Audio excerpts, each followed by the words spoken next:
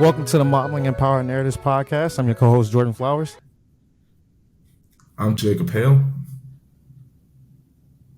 And man, it's exciting to be back, bro. It's exciting to be back. It's good to see us visually, bro, especially with us being in different states and everything. So, man, it's a revelation for us because you know how long we've been waiting for us to move over to YouTube. And we'll get into more on that when our co-host gets back. Trey is on a little hiatus right now, but dealing with some things with in his personal life, his family life. So that's definitely something that we're looking forward to having him back. But it's good to see you, bro. How you doing? What you been up to?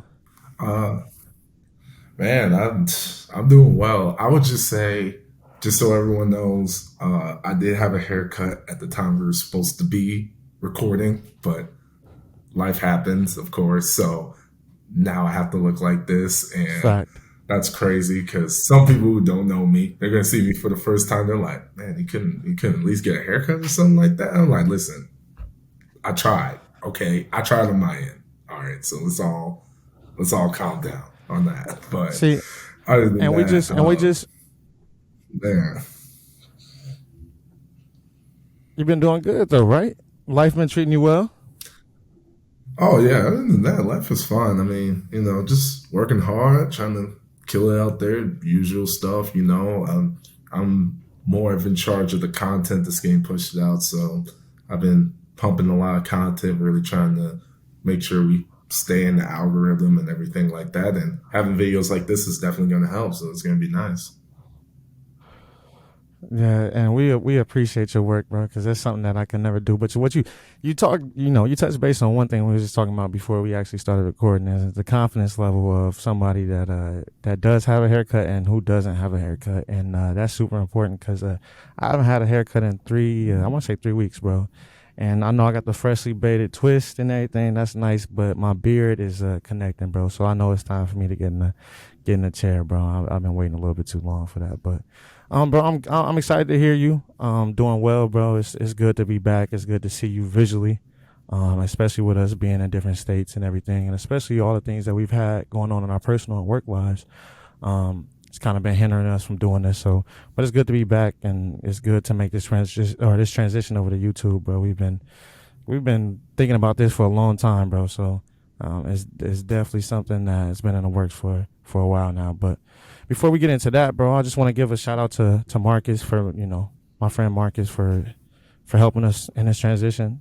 He's been a supporter of ours since the conception of this podcast, and he had his hand in making this happen for us, and so we appreciate him and his business, Mark Hicks. We hoping that's taking off for him as well. So get at him for all your sneaker needs, all your exclusive sneaker needs. You can find him on his business page on Instagram at Mark Hicks Vault, and his personal page at Marco Polo 23, and his links are in his bio on his for his website for those pre-orders and shoe drops. So make sure you get at my boy for all my sneaker heads like myself to get you right. He'll definitely get you right for the right price. So I was gonna go in on Trey, but with Trey not being here, I'll say that for a different episode because I accused him of having that bot, and I still think he does, but it's okay. We'll give Trey a pass for the day, but I'm definitely excited to have him back in the loop here soon. So, but as far as me, bro, everything's been going well. Everything's been going well. Doing a lot of side adventures. Still getting used to that 9 to 5 life. I never thought the transition would be as hard, but some of the tips that you've been giving me has helped me being more intentional with my time. It's been helping me. So just staying on top of things and being able to still get what I need to get done or what I'm passionate about getting done. But like I said, being intentional about how I use my time because when you get that job and doing side adventures, your time can get ate up pretty quickly. So, but I'm doing well, bro. I feel blessed, and I'm just happy to be here and happy to be doing this podcast again.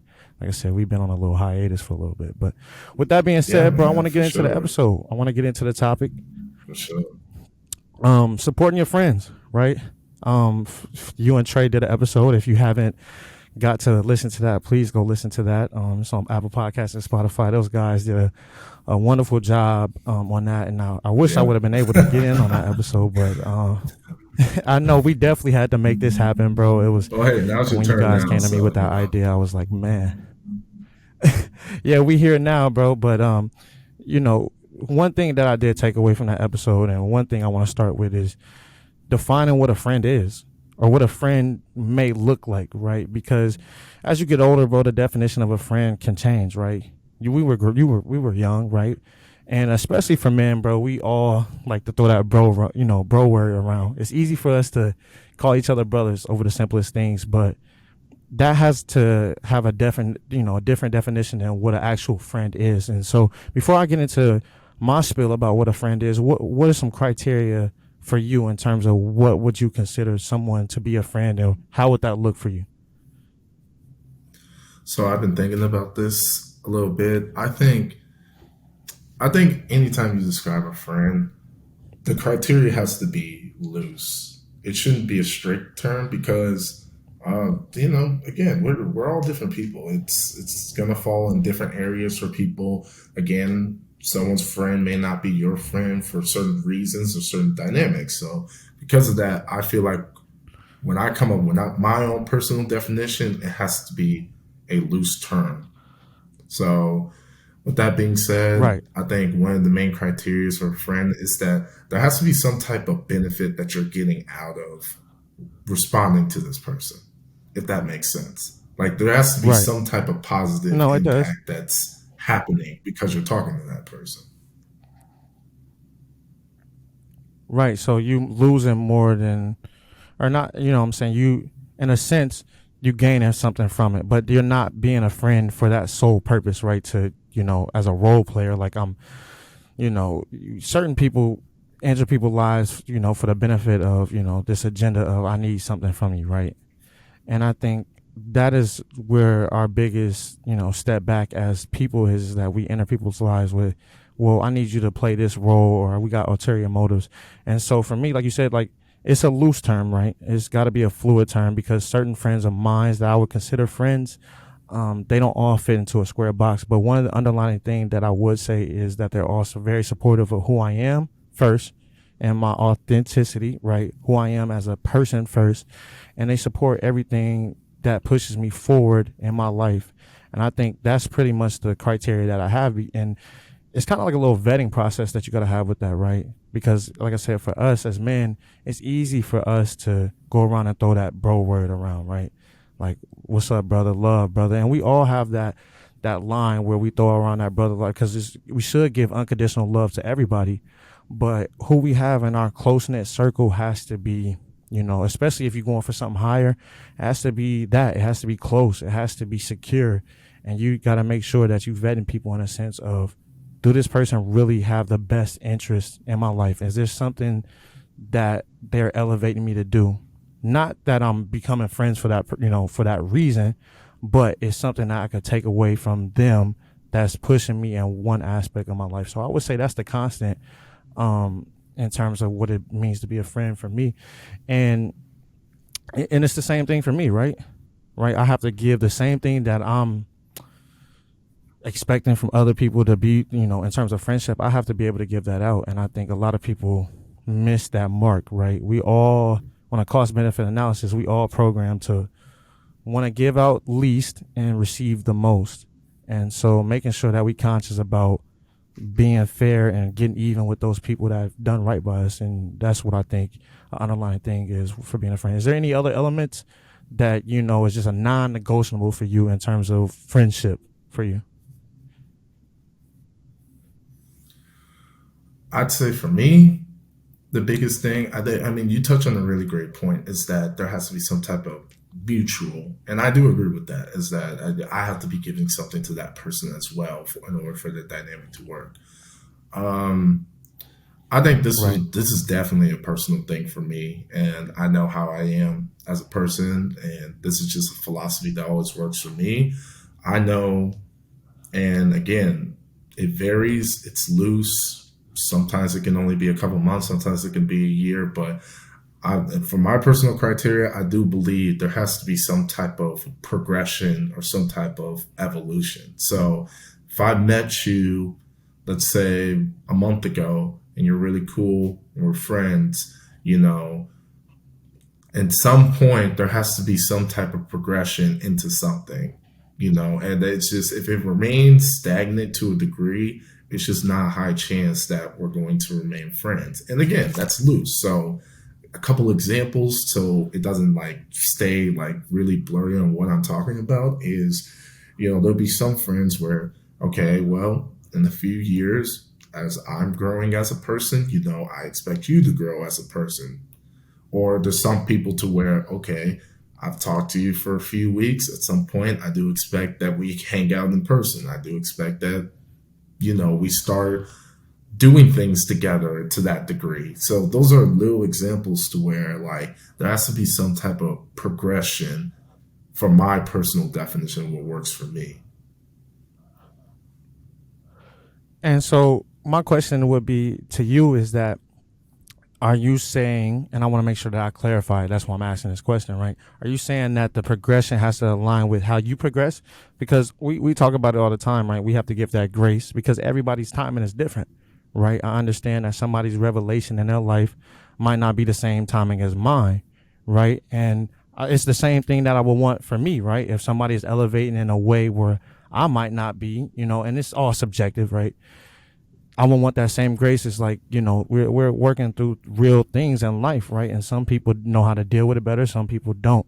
But before you answer that question, I will say in this way is that I get where you coming from in the sense that I know you're a person that likes elevation, right? We similar on that, right? So we don't really want anything that's around us that's really holding us back from getting to that greater version of ourselves in all aspects of life. So I get where you're saying that. But I'm saying is that we know that nobody's life is, linear. No, success isn't linear, growth isn't linear. And my question to you is that, for somebody that you would consider a friend, do you have to see that constant growth, or do you give out some grace period because, like I said, like everybody's a little bit different, and everybody's revelations and timing is a little bit different than ours. So Yeah, I would say yes. Yes, there is grace, of course. Like it's not a cutthroat, like I right. just got a raise, so you better get yourself a raise or something of that nature. But what I will say is that it's going to be up to a certain point. So it is very possible that you will fall out of the friend category, but that doesn't mean that you're forever gone. It's just I understand the type of life I want to have and where I want to progress, right? And I'm still learning, of course, but as I move along, I'm slowly eliminate distractions that I can definitively say isn't helping me or making me better, right?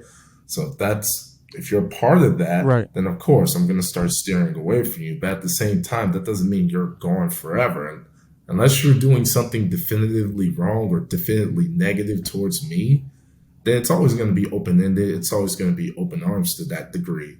But yes, yes, there is a point in time where I will be like, well, I just don't feel like it'd be necessary for us to hang out for now because I'm trying to do this. And I don't think that's totally a bad thing. And you touch on a great no, and no, and that's what I was about to, elaborate on is that some people just don't fit in certain periods of your life, right? The one revelation that I've had in life is that, sometimes people are seasonal. Some people are meant to be in and out of your life. We are here to experience people and not possess them, right? And imagine if you had every single friend that you considered a friend and they stayed in your life throughout. You have thousands of friends, but that would be hard to manage, right? And there's certain people that just don't fit with the schema of the life that we trying to live anymore. And it's all love, right? And I think for people that are trying to elevate themselves, or it's a hard discussion to have with somebody where it's like, dang, like where I'm going, bro, I can't see you fitting in that. And there's no love lost, but it's a hard thing to tell somebody that, right? Especially somebody you love. Because, man, like I said, we give out unconditional love. Like we connect very well, and it don't take much for us to connect, right? But in a sense, like you said, if you're going for something greater, everybody cannot go and everybody don't fit. There's certain decisions that people make in them lives or in their separate lives that just don't, you know, it's not in the same lane that you're trying to go for, but it's no love lost. Have you ever, when I speak to that, have you ever felt that way where because I have, where it was just like, man, like I don't want to per se cut this person off, but at the same time, I just can't be around you in the same way that I used to because it's just not conducive to where I'm trying to go in my life. Have you ever had, that feeling where it's weighed heavy on you in that sense? Oh, 100%. And there's definitely people that I don't talk to in my life that, to a degree, still have that sort of effect, to where I feel like, I really wish in a perfect world, or really wish we were still cool or still in a good space and everything like that. And I would really, I would want to make that very clear, is that the ability to actually cut people off and to distance yourself is not an easy skill for anyone to have. And that is a very difficult emotional thing that you do have to go through, because I mean, everyone's experienced this. You look back at a person, you're not, it's really hard for you to only think of the bad when you think of a person. It's like more or less you're always going to think of the good times, especially if you've known Right. someone for a long time and you've gotten to that point. You're always going to see the good in people. Most people do that. So when you get to the point where you learn that skill, it is very tough to execute. But I do want to promote that it is very necessary for your development and your progress. You do have to have the ability to cut people off. And to even push it further, it goes beyond the envelope of friends. You have to be able to do that in any aspect of your life, whether that's your own habits, whether Right. even that's family members. As crazy as that sounds, you have to be able to cut things off that are detrimental to your growth, or else you will remain stagnant. And stagnation, I think, is the worst possible outcome you can have as a person.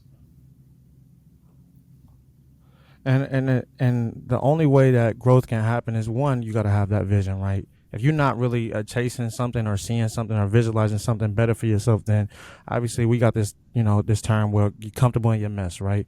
I know where I'm at. I know how to deal with it. I don't really want to elevate. I don't really want to cut these bad habits off. I don't really want to cut these people off because I became super comfortable where I'm at. We have, there's so many people we know that are like that, but what you're speaking to is boundaries, right? And not only boundaries, but like you said, it's a tougher side to it.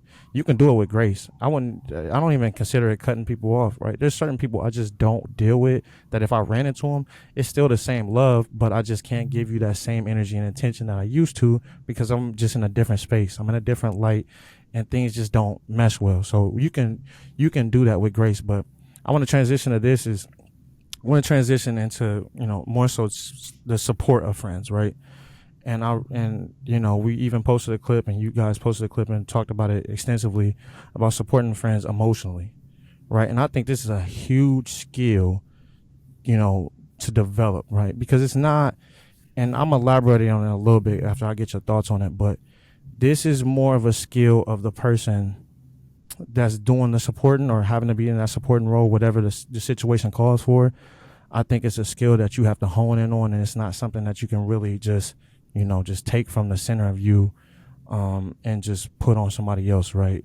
And so, before I elaborate on what I mean by that, what would be your thoughts in terms of emotional supporting your friends? Like, how do you go about that, and how would you want that to be done to you? So we did discuss that a lot on the episode. So I'm going to try to come about this in a different approach. Of course, go Right. back, listen to it. Great content in there. Me and Trey had a really great discussion about it. I think it's definitely one of our better episodes, in my personal opinion. But of course, I'm biased since I was in it. It is. My angle when we're talking, yeah. So my angle when we're talking about it, I think when it comes to supporting your friends, is that first of all, you're not supposed to have all the answers. That's important. All right. So if your friend is feeling Right. bad, it's not your sole responsibility that they have to be happy now. No, that's not even possible. I mean, you happiness comes from within at the end of the day. All right. Now, outside forces can Right. enhance your happiness, but you can't totally rely on someone else to make you happy. So, with that being said, the best that you can do is apply comfort or do what you can to motivate them to bring it out of themselves, the load that they're having. Okay. So that's your mindset that you should have Right. going into it. How you go about it, it's going to be tailored to the individual that you're dealing with. I, me and my friends from back home, we've always, the way I approach talking to them when I have problems is way different than I approach the friends that I met in college. It's way different than I approach the coworkers that I have when they try to vent. You know, it's custom depending on the person that you're dealing with. My biggest advice is that when in doubt, listen and acknowledge the person's emotion. That is the single easiest thing that you can always do that everyone's gonna Gives that like and it's empathy. gonna benefit. You can never go wrong with just sitting there, shutting up, listening, and acknowledging that person's emotion. You'll never go wrong with that. And then my second point with that is that once you have it tailored and custom to that individual, I'm going to piggyback off of what I said from the previous episode because I really think it's that important. There has to be some type of time limit to it. All right. You can't comfort someone for a year and there's no results. Then you're not comforting. You didn't do, you're not doing anything. Doesn't matter what you've done. It doesn't matter if you're giving them Right. money every week or, staying with them or whatever. If they're not getting better within a certain amount of time, you might as well be doing nothing. So there has to be some type of time limit and something to where you're like, okay, I either need to push the envelope, I need to step away, let them figure it out, or there has to be some type of course correct and plan the action at a certain amount of time.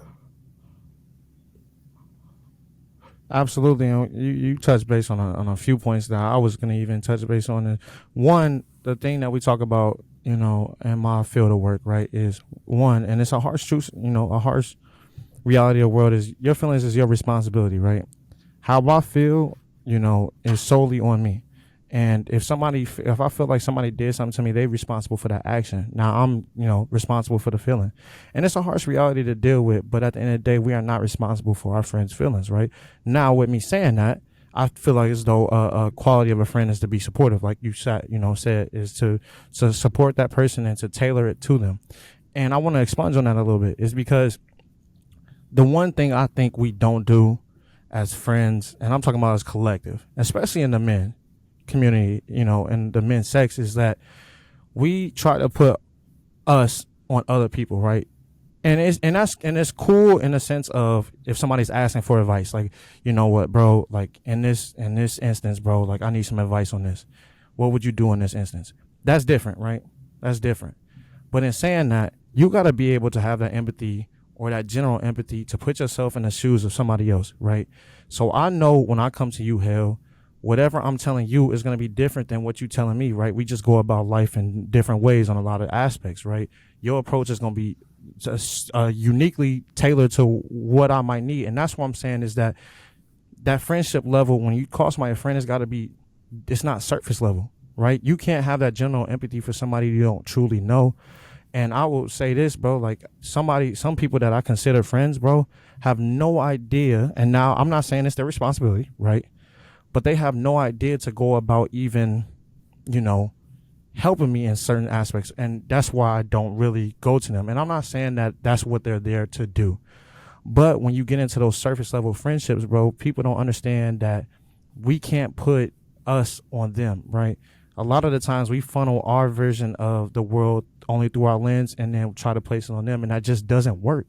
It doesn't click. Some things that you tell me, bro, just don't click for me in certain aspects of the world. And it's like, if you just pull from what I would do, it's not going to work for everybody. And I think that's the biggest failure that we have. A lot of men is like, if I was you and I'm going to take from my feelings and my experience, this is what I would do. And it just doesn't mesh well if you don't see it from the other person's point of view.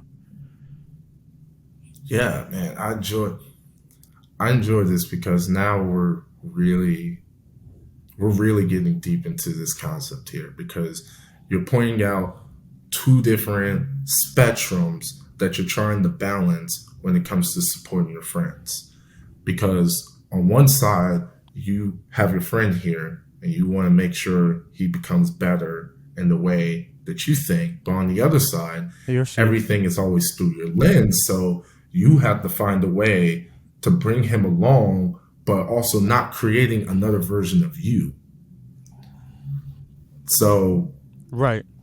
That makes it And very difficult. And again, like I said, that can make this hard. That is what makes this difficult. And like I mentioned in my episode, it's like that is my number one problem. That is 100%.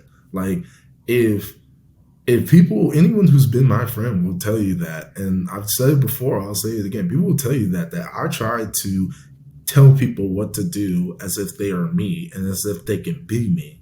And that is a big flaw in who I am as a person that I try to work on, right? So one of the ways that I do try to work on that, because I know it's an issue with me, is that one, I don't try to micromanage. So every little thing that someone right, does or someone wants to do that I may not agree with, you know, sometimes people just have to experience life. You gotta be okay with that, you know? Like there's some things it's a that maybe you're fact. like, I've done it before. I don't think it's a good idea or whatever. You can tell them that, but you can tell that in a healthy way to where it's like you just Facts. gotta let that man experience it. You gotta let him go through it. Then he can come back, and when he comes back, it's not like, "Oh, I told you so. I told you that." It's more just like, "Okay, well, what do you learn from it?" You know, yeah, this is what I thought when I went through that, and then it's a healthier dialogue to be like, "Okay, all right, you know, I learned this time, and I'll try to apply it for future reference." Because again, like it's with anything. It's with your parents. It's with all of that. It's the you're not going to listen to everything your parents ever tell you, even if they've experienced it. Sometimes you just have to Right, experience it on your own. Same thing with friends. Is that I can't go around and trying to give them my life experiences to put them ahead of the curve. Like I know it all. It's like they gotta experience it themselves. right, I think that's definitely a big factor. I think another thing that can definitely help people out is that if you find yourself if you find yourself giving people a lot of advice that's tailored to you, one, it's always cool to be direct. That just say, hey, this is what I think I would do in my situation. At least you're fair. At least you're honest. At least you're straight up about it. That you're looking through your own right, lens. But a second thing that you can do is take a little bit more time. And this is where critical thinking comes into play. Think of it in a bigger perspective. So what I mean by that is that if you were to right, have a situation, if someone's like, "Hey, well, you know, what should I do?" Instead of telling them what to do, just put them in a position where they think a little bit broader. So, say there's certain ways you right, can go about this, but a good example is I would always ask a question like, "Well, what's your end goal?" Someone's trying to figure out a problem or trying to solve something. I'll ask sometimes, "What's your end goal?" I was like, "Okay, what are some of the hurdles that you think that you're going to run into that is going to prevent you from getting to that end goal?"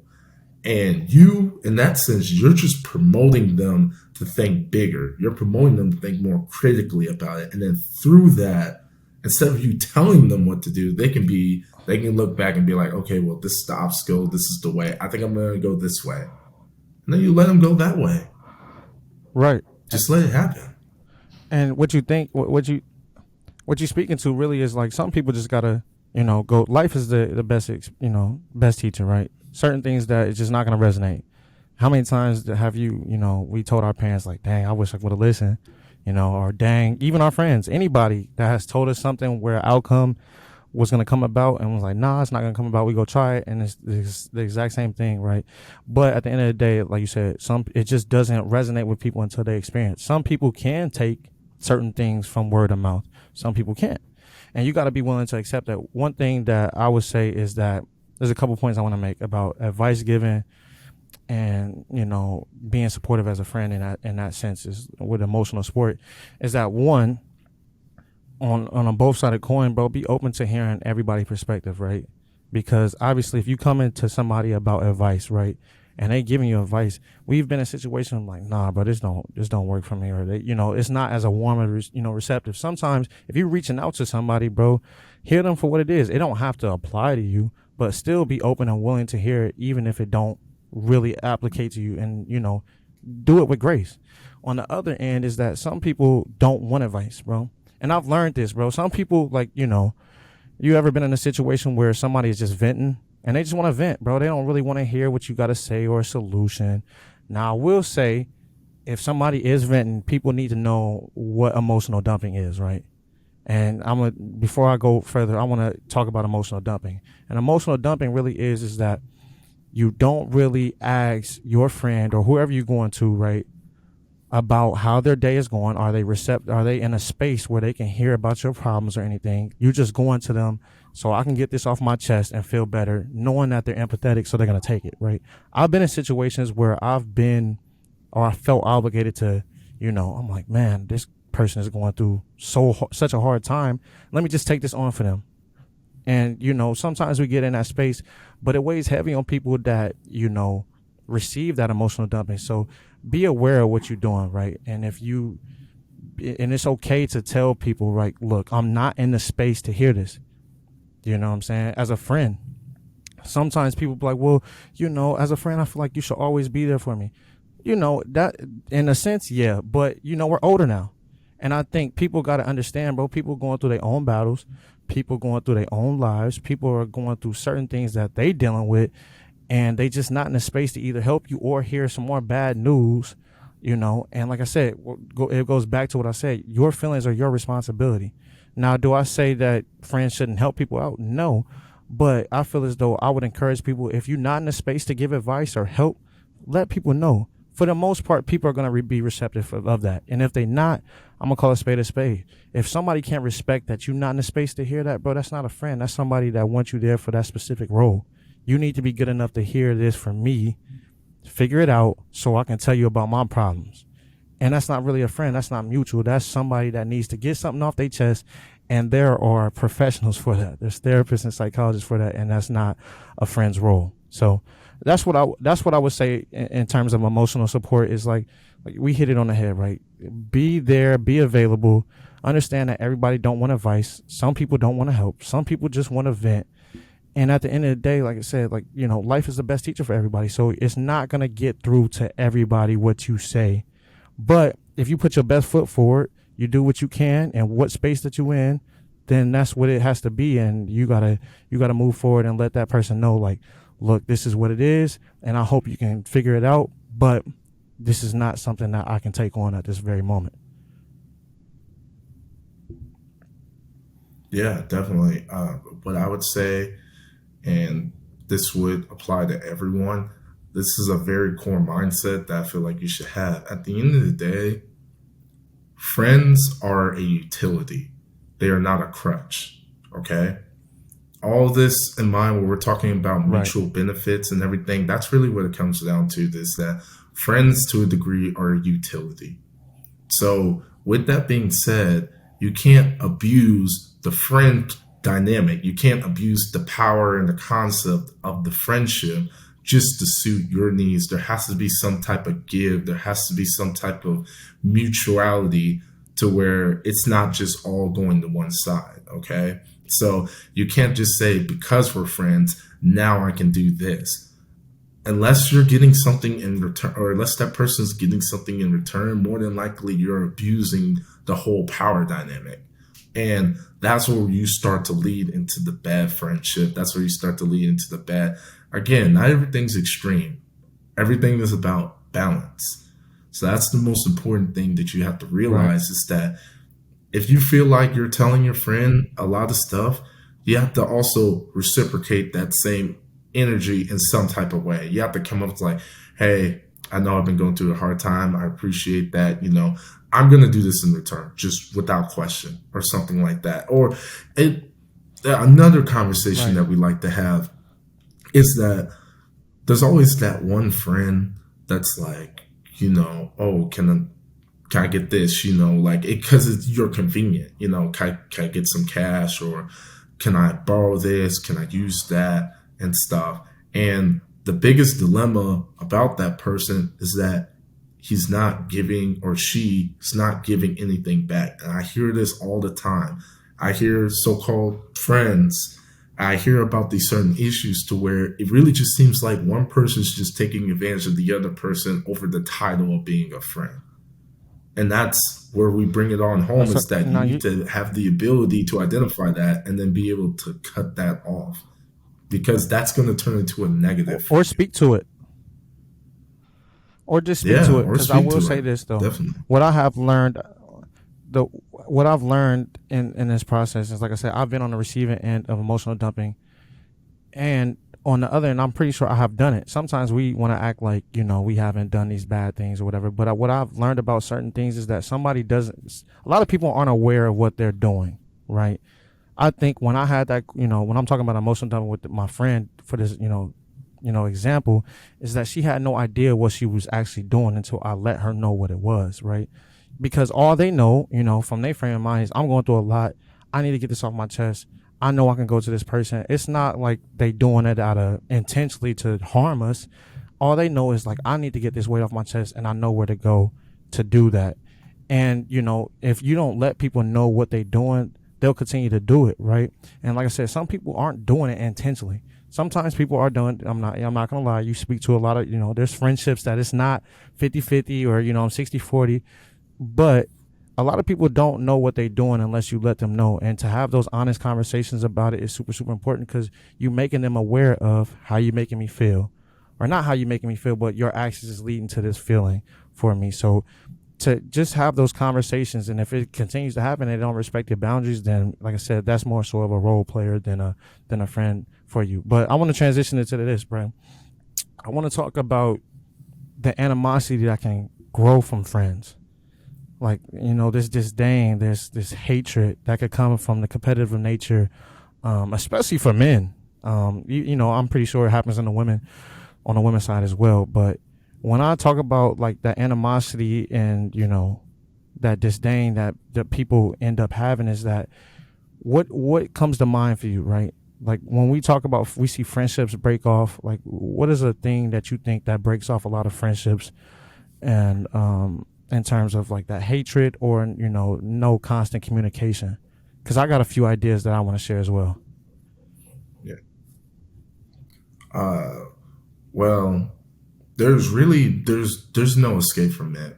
Friends or not, whatever. At the end of the day, and this is more of a male dynamic. I've never been a woman, so I'm not going to imply that the same nature matters. Maybe we can talk about that whenever we start Right. interviewing females or bringing more into the podcast. But anyway, I digress.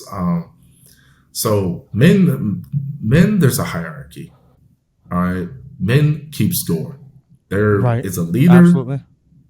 and there the rest of the pack. And I hear all these analogies, so I'm gonna try not to use them. But at the end of the day, uh, that's part of the progression thing. Is that people are gonna get better around you at some point, or if they're not, then Right.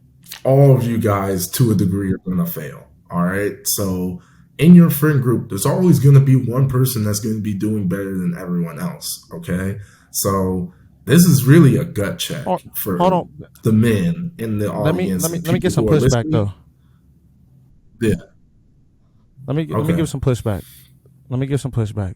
I'm gonna give you some Okay. pushback from this sense. Is that everybody's, everybody's, and we've had this discussion even in our group chats, right? Everybody's definition of success is different, right? And so, they made the jokes on Twitter. I don't know if you was on that a couple weeks ago, like the leader of the pack, and women was talking about, yeah, man, once you realize your man is not the leader of his group, that funny stuff going on Twitter. Oh But yeah, yeah, in saying that though, there I've is seen some that. sort of higher. There's some, yeah, but there is some hierarchy, but regardless, we don't really speak to it as men, right? It's not like, we point, to somebody like, he is our leader, he's, we following him. You just, if you're an outsider, you could kind of really see it, or if you really be honest, you could kind of see how in different dynamics we follow each other in whatever ways. What I'm saying, we just have that dynamic as men. But I will say though, is that in terms of our dynamic though, success is different for everybody, right? So in my case, success might be just peace of heart, but you might have more money. So in, somebody's other world, they're like, man, he must be the leader. Look at him making the most money moves. Or for somebody else, it might be them just getting out of a bad environment. That's their level of success. Like, man, so it's really subjective. It's really subjective on who really is the leader of what. I don't really believe. Do I think there's an unspoken hierarchy in most friends? probably, but it's all on different aspects. But what I will say is everybody level of success and every definition of success is different for everybody. So that would be my pushback to that. But I'm listening though. Go ahead. Yeah, I don't really. I kind of see where you're coming from. I do see where you're coming from. What I would say to that is that whether you agree with it or not, I mean, that's just how the world works. There's always going to be someone that's ahead. There's always going to be someone that takes charge. There's always going to be someone that is, to a degree, is I going to can be agree with doing that. better. Now, how do you define success is really more of the question. Success is either going to be tangible or visible. And those are the only two ways that I see it. So let's Or say you're going intangible, through a right? bad patch and you're getting better. I can visually see that. Let's say you're getting healthier, you're going to work out and stuff. Yeah, to a degree, you are more successful. But compared to what and compared to who? And I don't think that dynamic ever changes, is that it's always going to be in relation to something. So if you're always going to make the argument that success is different, I'm just better than who I was before, I can agree with that. That's fine. And in your space or Right. in your group, if that operates, that's fine. But without a, there's no way you can get around the fact that there is always going to be a some sort of hierarchy. There's always going to be some type of measure of success, and the measure is always going to be on a broader scale whenever you start comparing yourself, right? If you make $50,000 in a poor town where everyone's making $10,000, you're the top dog. You're rich, right? Until you broaden your scale, you move to a city, then you realize people are Right. making $100,000. They're making $1 million. Then you realize you're not that high on the scale, right? That's where the comparison comes along. And my argument to that is that you'll never get rid of that comparison. If you want to create your own vacuum, or you want to live in your own, not in your own world in a negative way, but just in your own space on how you define it, that's fine. I'm not going to take that away from you, Right. but you can't deny that comparisons exist and it's always going to be there. Absolutely. No, you're absolutely right. But then again, like like the saying goes, is comparison is the thief of joy, right? If I'm always and especially the world that we live in, right? We see it a lot. Social media has boosted comparison, right? We've all have skewed levels of success, right? And that's why we preach on this podcast being well within yourself, so you don't have to feel like that external locus of control where I feel as though my validation is coming from outside of my body instead of me, right? And so comparison is a thief of joy. But you are right. It's innately a part of our culture, right? And society, right? Somebody's answering to somebody in some sense. So I do agree with you on that. In terms of animosity, and I want to kind of reel it back in terms of animosity and hatred that I feel as though sometimes break up friendships, I think is because, and I've had this theory for a while, is like American capitalism breeds competitive nature, right? Right. We all have, I think it, in a sense, it inflates our egos, it inflates us. Being self-made is, when we look to the idols, right? We see we want to be that, right? And on a way, we kind of gotta, how capitalism is, set up is like, it's a dog eat dog world, right? So even though I might be friends with you, if the opportunity was to present itself between two friends for a great opportunity, I feel as though that could divide people. No matter, as much as we want to act like it doesn't, it's so ingrained in our culture that everybody wants what's best for them until it's you competing with somebody you might love. And I use this example, bro. For me, like, what I'm saying, like, I played a couple years as a backup QB, right?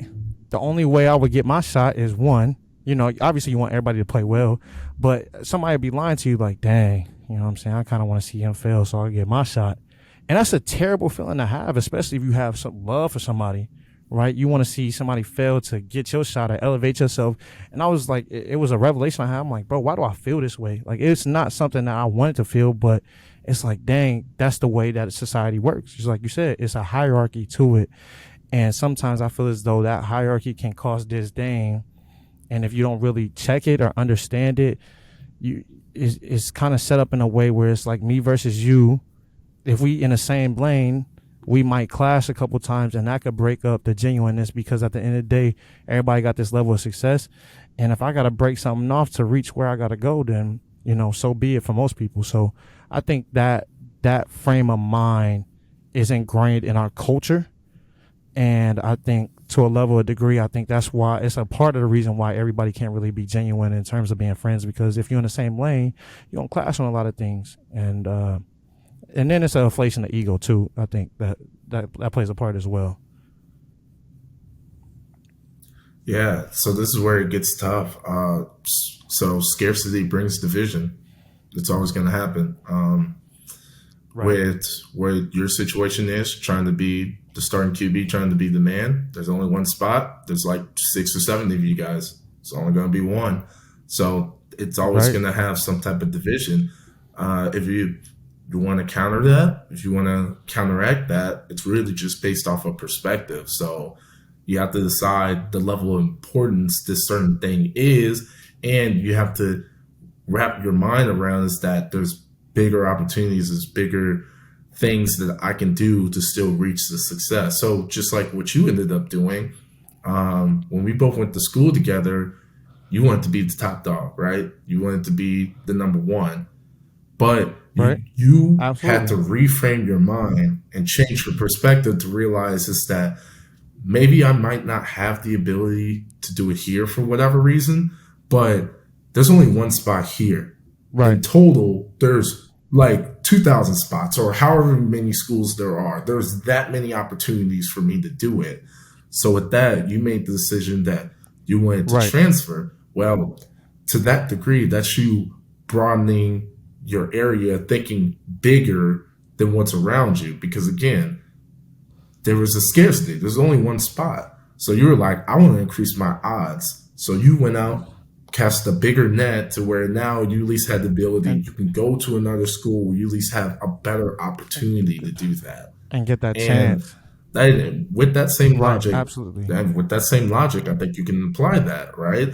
So it's just like what we were Right. just going on the tangent about. If one friend's doing better than the other, that's a scarcity thing. It's for some reason in your head, you think there's only one person that can be successful.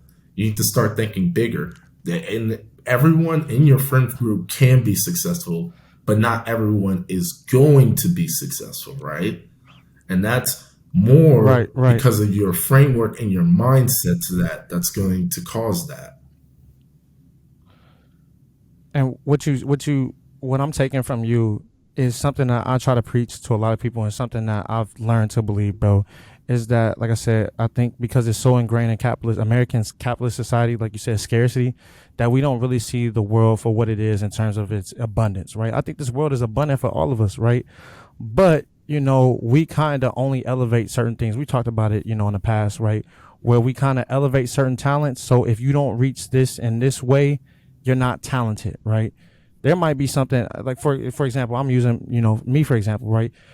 My ability to speak, my ability to write, and these things are God given talents. My, empathy and being able to read the room, those are God given talents that we don't really elevate, right? But we grow up in a society where it's like 4 or 5 things for men to be: basketball player, football player, entrepreneur, president.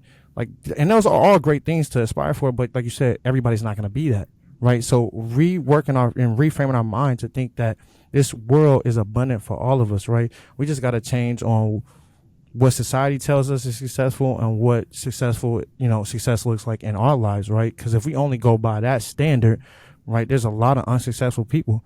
But you go out in the community, right, there's a lot of people that think success, like I said, is just having a peace of mind. And for, we don't elevate those things because we only put our stock, and society only preaches us to be certain things, and that's what success looks like. And like I said, those are great things, but being able to define success for yourself is super super important. And I kind of want to shift and to wind down you know this episode. I want to talk about, and I want to get your thoughts on this, right? When we talk about supporting friends, right, it, like you said, is very fluid, right? And our lives are fluid, right? And especially for men, one thing that touches dear to my heart is that we don't really ever give that same support for others in terms of when they're off the field, or they're not entertaining us, or they're off the court, right? We all, let's call a spade, right? We all reposting our friends that, doing big things in entertainment. or if they attain the level of what we think is success, we post them, we doing all these things. But there's people out here that's have real talents, real business, that doing real the same amount of work that we will put into these things that entertain us, whether it's basketball or make it to the NFL, like any of those things, or being an entrepreneur. There's people that's doing it in real life, that when we need to find a way of celebrating the successes of our individual brothers and sisters in a way where, shoot, if they reach a level of what they deem to be successful, elevating them in the same sense, coming with that same energy.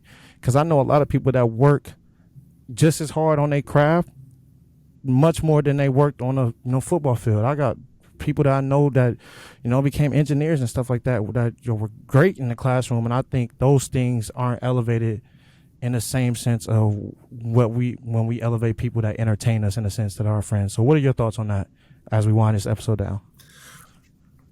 I think it's most importantly that as a friend, you are the equalizer to this. So there's society and what they do out there, and then there's what you're going to be doing in your inner circle, and that creates its own vacuum, and that's where you need to be a good equalizer for that. So if you have a player, if you have a friend that's a star, you have to be showing that same amount of energy to your friend that's doing a startup business, right?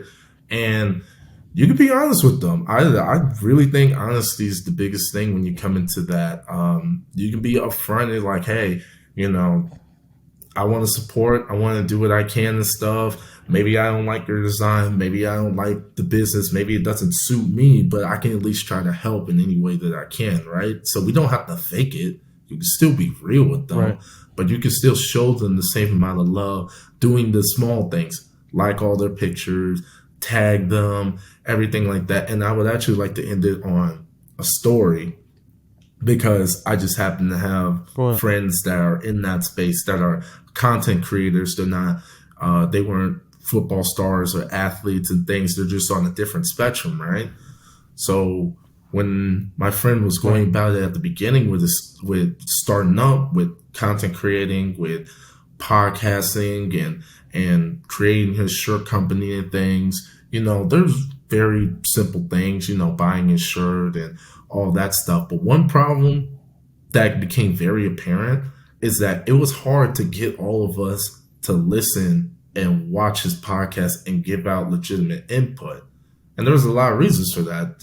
Sometimes the topics just didn't pertain to us, or we just were busy, didn't have the Right. time to, right? And at the beginning, he was very upset about it because in his head, because we were friends, we had to be his biggest supporters. We had to be, the look up to him to a degree, right?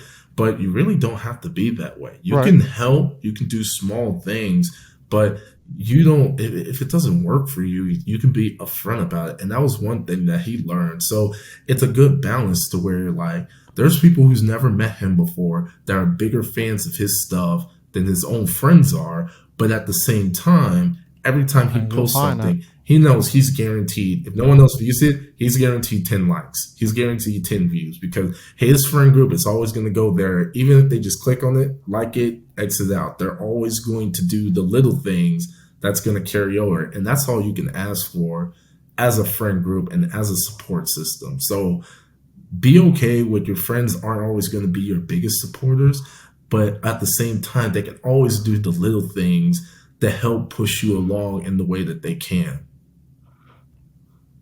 Fact. And you speaking directly to me, like with this podcast, right? Like when we originally started, obviously I wasn't looking for that, support. I just wanted to do this because in my heart, this was me, right? This is something that I wanted to do, and really, that was it, right? This, we're gonna do this organically. I'm not really looking. People gonna come in, and now it's gonna be for who it is, right? And originally, I was like, man, like I wish people I consider friends to repost or listen to it, or what I'm saying, like people I'm talking like, hey, baby, listen to the podcast, and it made me kind of insecure when I first started, if I'm not lying. But understanding, like you said, it don't fit everybody. I understand that this podcast might not be for everybody. It might not be something you want to hear, something that just I'm not feeling it. but it's for somebody, right? So if you're able to push it out, bro, you're able to simply put a like out, or you know what I'm saying, push the content. You might not even listen to it, but even reposting it, like, hey, go check my guys out. Like, you don't understand how far this reaches, right? There's somebody out here like, man, I kind of want to listen to this. I kind of want to. We even got a supporter. Remember, one of our friends, he has a friend that listens to every podcast episode and way out in Richmond, Virginia. I don't even know this guy, but he hit us up. Remember a couple Yeah, months ago talking about, man, like, I'm a big supporter in this things. So you just never, you never really know. But the thing I would say is, like I said, come from an unconditional place, right? My thing is this, bro. I got the three P's when it comes to support for me. Are you passionate about it? Is it positive, or something not harming you or somebody else? That's what I mean by positive. And is it productive? If it's those three things, then you got my full support. I might not know anything about underwater welding, but if it's something that you like, you got my full support in it, because I know that it brings you the greatest satisfaction. And you know exactly what I'm talking about. But, like, you know what I'm saying? Like, those are the things. It's got to be unconditional. It don't fit everybody. You might not understand it, but it's simple things that you can do to push out people, to support people, to make them feel heard. Because at the end of the day, we want to feel like we matter. No matter how much self-love, we still want to feel that support and love from the people that we want to feel it from. So that's super, super important, man. But with that being said, bro, this was a great episode. Great episode. I'm glad we got to do this, bro. And to close it out, I want to make sure that people go ahead and subscribe to our YouTube channel. It's up and running. Go ahead and give us some likes and some comments. We appreciate the feedback all the time. Also, go follow us on Instagram at _Men the podcast. My content creator over there, Jacob Hell, is constantly creating content that's unique and pushing those things out to further our podcast and to get people to view and understand what we really trying to do, right? What is our overall goal and mission in this, and how driven we are, and how much genuine investment we have in this. So, and I'll let you close on just talking about the TikTok, because that's not really my lane. yeah. So we have the site. We haven't started posting anything yet. We're building up the content for it. Of course, we understand how TikTok works and understand the potential it have for us. So if you want to get a jump start on it, follow us now. We don't have any videos up yet, but it's men.the podcast. So you can get a jump start on that. And then as the videos start going, you can like, subscribe, share. It's men.the podcast. Okay. So all that together, no spaces, nothing, but put that all together. All right. And also, before we end this, I just have to say, because it's stuck in my head now that you said it. Everyone wants to make a reference about what underwater weaving, what was it again? Oh, underwater welding. Yeah, underwater welding. Listen, yeah, underwater welding. Listen, you go out there. Find us an underwater welder. That will be our first interview. I promise you. I will sit there. It will be 2 hours long. I will sit there. I will talk to her. I want to learn everything, okay? Because everyone keeps saying that. I have not seen one yet. I don't even think that's a job. I really don't. So, hold on. Time out. First off, it's a job. All right. It's a job. We know it for a fact. Who has it? I don't see anyone who has it. I've never seen it. Okay, because you messing one. Bring them on the show. You're not around them. Nah. Okay, so I'm gonna find one. You just challenged me to do something that I'm gonna do, but that's fine. My grandpa was a welder, so he wasn't an underwater welder, but I do know that is a super dangerous job. No, it wasn't underwater, but I bet it is. I bet it is dangerous. It's underwater. Listen. I'm gonna find one, because what you're not gonna do is challenge me to go find something. No, you're not gonna challenge me to go find something that that I'm gonna do. So I'm gonna go do it. I'm gonna go do it. Please help us. Find us an underwater welder. Follow us, DM, but go to me, please. Whatever you gotta do. Find this man, all right? We will bring him on here. We will interview this man, all right? Because I always hear about this. Never seen one in person. I got some questions. I got some real questions I gotta ask him. All right, bro. We gonna make sure that you get your questions off, bro. We gonna find one. If I my first question is, let me see what your check is. That's my first question. Oh, what is your check? It's gonna be bigger than ours. It's gonna be bigger than ours combined. I'll let you know that. But with that being said, bro, it was a great episode, and we'll be back with finishing season 2 with Trey. Like I said, he was on a little hiatus with some family stuff going on, but we'll be back here soon with that episode 3. So we look forward to that. And thank you for all your support and all you listeners. You help us push out great content, and your feedback is more than welcome, and it's more than appreciated as well. So thank you.